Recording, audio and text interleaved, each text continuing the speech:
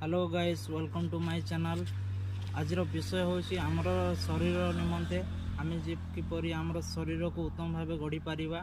और उत्तम भाव शरीर को गढ़िया को हेले आमको प्रतिदिन आम शरीर निमंते अति कम रे अध घंटा समय देवाक पड़ी था।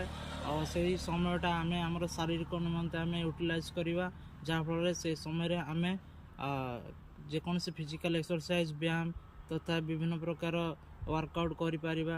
एवं सबुठु मेन जिनस होची आम डाइट रे आमे जेपरी न्यूट्रिएंट्स फूड नहीं पारिया, दैट्स मीन आमे स्नैक्स को पूरा हटेबा एवं ऑयल फूड गुडा को आदम खाइबानी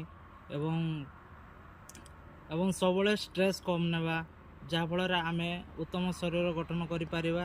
एवं आमर यूथ जेनरेशन उत्तम भाव रही पारे। Thank you for